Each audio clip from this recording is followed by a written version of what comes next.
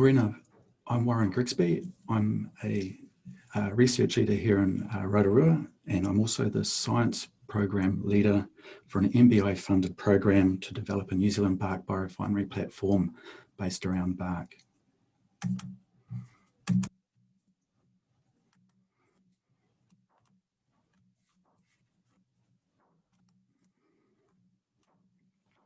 So it's a 5-year endeavour research program, and our brief is to develop applications and integrate new extraction technologies to unlock the hidden value of New Zealand pine bark.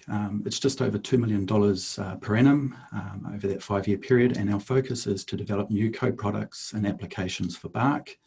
And key for this is developing and ensuring we have industry partnerships in place. It's a good example of the circular economy in action. So very briefly, Bark 101. More than 90% of New Zealand's forestry estate is radiata pine. There's an advantage there that it's a single bark species. So when you come to collect the bark, it's all the same compared to some of the other forests that we have around the world.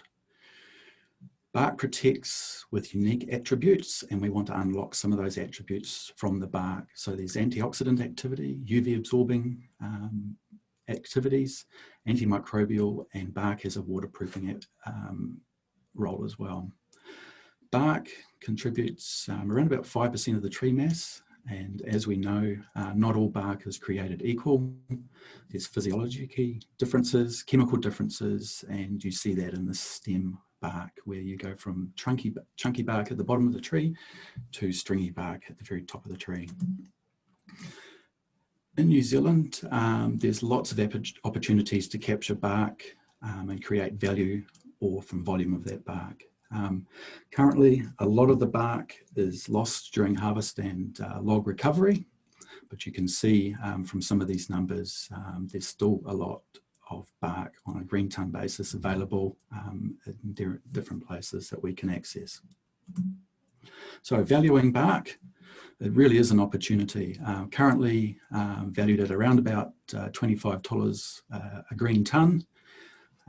With some of our techno-economic analysis, we can see that we can lift that tonne of green bark to $200 based on extracting tannin from the bark and doing solid fuel applications such as briquettes. And in our second generation, the work that we're trying to deliver in our program, we value that green tonne of bark at up to $6,000, where we've got a suite of different co-products which leverage new technology, new co-products and new markets, both here domestically but also export. So our concept for the bark biorefinery is to take logs, debark these before they go on for onshore processing or for export. That bark can be sequentially extracted to give us extraction products. Example of that currently is tannin, but we're also looking to extract suberins and also pharma and bioactives. Further on in our biorefinery, we can hydrolyze and ferment through biotechnology applications, delivering biofuels or bioplastics, and then of course encompassing circular economy. Even within a bark biorefinery, we can take the solid residues, process those into briquettes and pellets for energy, or taking those through to growing media and into animal feeds and advanced applications. So that bark composition is very different to what you see in a tree. You see a lot of tannins in the bark. They're the ones responsible for antioxidant activity, UV absorbing properties, and also antimicrobial and antifungal activities. Suberins also make up a large proportion of bark.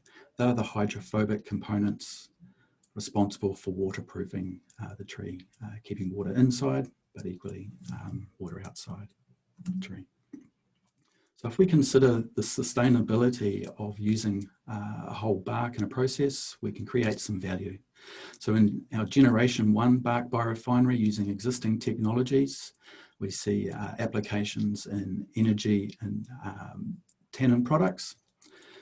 Tannin is currently retailing for $1,500 to $3,000 a tonne, so you can already see potential applications in adhesives and leather tanning, both here on shore in New Zealand, but also export opportunities for tannin products.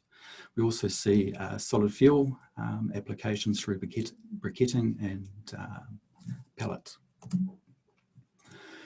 In our Generation 2, which is really the heart of our program, we're looking to develop new chemical and polymer co-products and also develop markets for those internationally.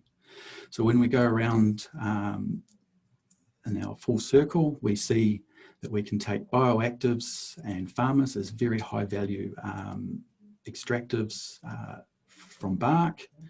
We can also utilize second generation tannin and flavonoids in resins, plastics as additives for protection roles, particularly around UV protection and antioxidant activities.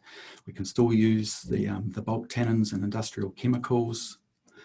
We can take some of our fermentation residues into biotechnology processing. We can take the suberins into waterproofing and coating applications. Again, very high value applications.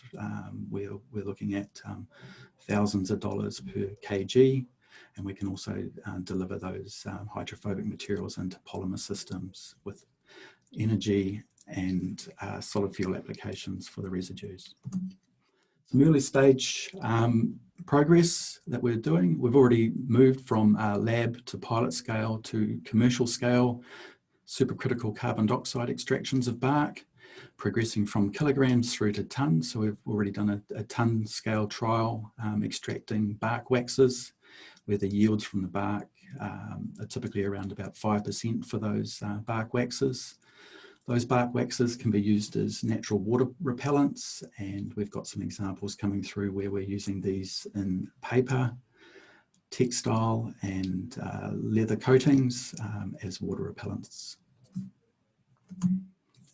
And lastly, we talked about the connectivity and partnerships being important for us. You can see through our activities, both in Generation 1 and program developments in our Generation 2, we have a number of partners, both here in New Zealand, in terms of industry, as well as academic research institutes contributing to the program and a vehicle for driving ultimately implementation of our bark biorefinery.